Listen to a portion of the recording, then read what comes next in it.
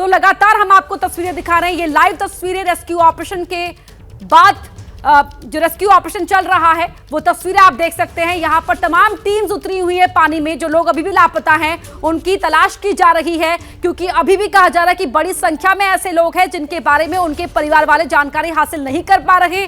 ऐसे में अभी कई और लोग पानी के अंदर हो सकते हैं। अभिषेक उपाध्याय हमारे सहयोगी भी लगातार जुड़े हुए हैं। अभिषेक, क्या लेटेस्ट इंफॉर्मेशन है अभी आपके पास, कहां है इस वक्त आप?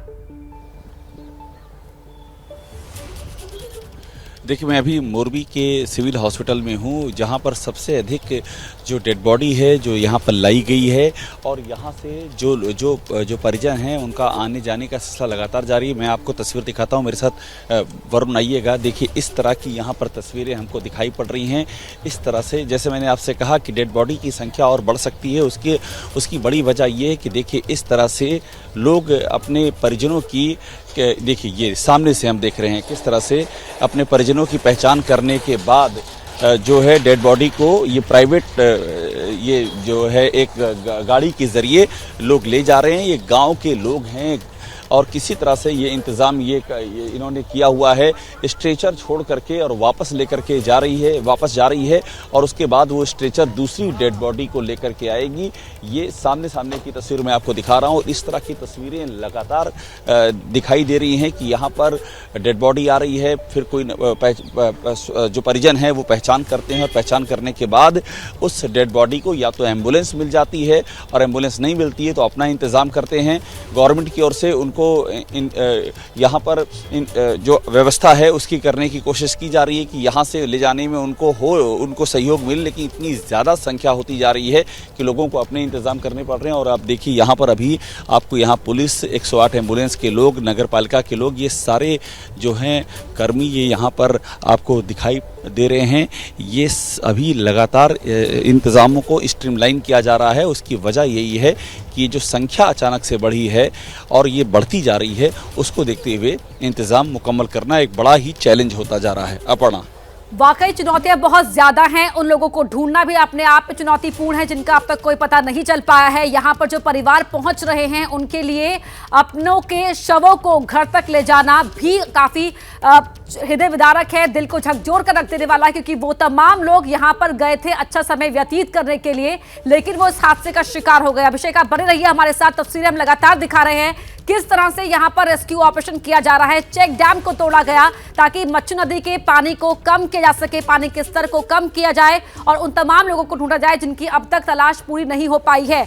एजेंसीज तमाम लगी हुई हैं, एनडीआरएफ की टीम लगी हुई है, इसके अलावा सेना के जवान भी पानी में नाव को लेकर उतरे हुए हैं और लोगों की तलाश की जा रही है। 140 लोगों की मौत अब तक इस हादसे में हुई है, लेकिन कहा यह जा रहा है कि यह आंकड़ा और बढ़ सकता है क्योंकि 100 से ज्यादा लोग घायल हैं। अभिषेक उपाध्याय हमारे सहयोगी लगातार जुड़े हुए हैं। अभिषेक, इससे पहले सीएम भी पहुंचे थे घायलों का हालचाल जानने के लिए, अस्पताल में जो व्यवस्था की गई है वो देखने के लिए।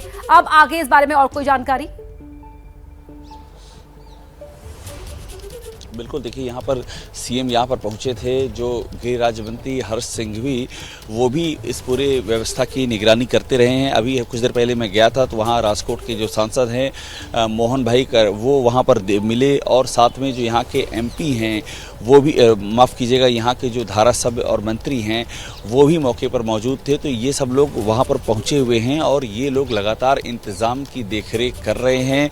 और ये जैसे कि ये मोरबी का हॉस्पिटल है, यहाँ भी इंस्ट्रक्शंस दिए जा रहे हैं कि यहाँ पर किसी तरह की पेशेंट को समस्या ना आने पाए, जिनका इलाज चल रहा है और जो उनके परिजन हैं जो तलाश कर रहे हैं अपने स्वजनों की डेड बॉडी को, उनको कोई दिक्कत ना आने पाए। इस तरह के इंतज़ाम यहाँ पर किए जा रहे हैं। और यहाँ पर जो हमने देखा कि जहाँ पर ये डेड बॉडी निकाली जा रही है मच्छू नदी किनारे, वहाँ मोरबी के कलेक्टर मौजूद थे, वहाँ राजकोट के कलेक्टर मौजूद थे, वहाँ सेना और एनडीआरएफ के वरिष्ठ अधिकारी मौजूद थे, सेना की इंजीनियरिंग कोर के वरिष्ठ अधिकारी मौजूद थे।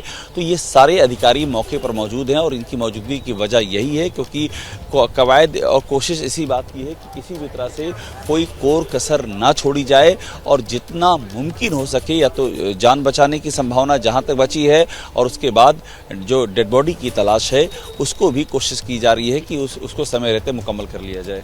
अभिषेक, आपकी तमाम रिपोर्ट्स हमने दर्शकों तक दिखाई कि इस तरह से जहां पर टिकट लेकर लोग आगे बढ़ते हैं वो हिसाब टूट गया है।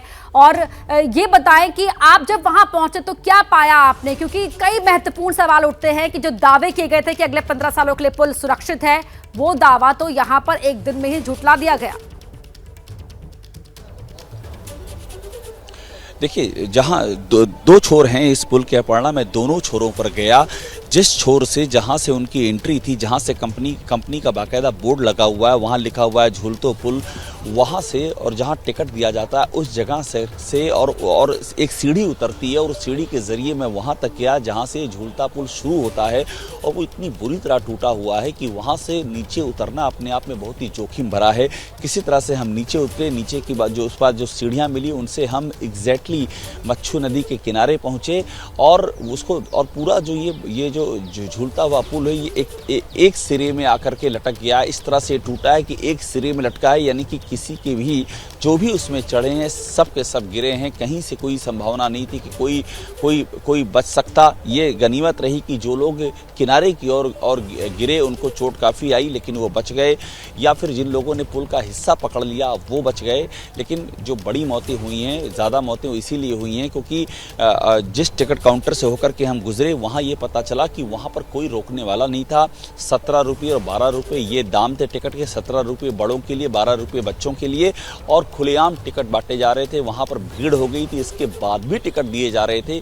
कवायद ये लग रही थी कि जैसे कंपनी के अधिकारी जिनको पास ये ठेका था इस पुल को चलाने का, वो चाह रहे थे कि जब ये इतने लंबे समय बंद रहने के बाद पुल शुरू हुआ है तो सारी भरपाई कर ली जाए, और इसीलिए लगातार टिकट पे टिकट बेचे जा रहे थे। भीड़ बढ़ती गई और वो सह नहीं पाया और उसके बाद वो पुल टूट गया। ये चश्मदीद खुद हमको बता रहे हैं, जिनसे हमने बात की, जिनसे हमने इंटरव्यू किया है पढ़ना, वो खुद बयां कर रहे हैं, जो उस पुल पर मौजूद थे वो बयां कर रहे हैं किस तरह से टिकट बांटे गए, किस तरह से अतिरिक्त भीड़ वहां चढ़ाएगी। उसके बाद ये हादसा बिल्कुल अभिषेक, तो कह सकते हैं कि मुनाफे की यही मंशा लोगों की चिता का कारण बन गई। अब क्या मजबूरी है मेरी, बताइए। मैं अभी आपको बताती हूँ कि मैंने ओए होए होए होए, नमकीन के चटकारे लेते हुए टकटकी मार के डिबेट शो को पॉज रिपीट कर कर के देख रहे हैं जोगिंदर जी। इनकी तरह आप भी देखें अपनी फेवरेट डिबेट्स को रिपीट कर, और डाउनलोड कीजिए एबीपी लाइव ऐप अपने स्मार्ट टीवी पर।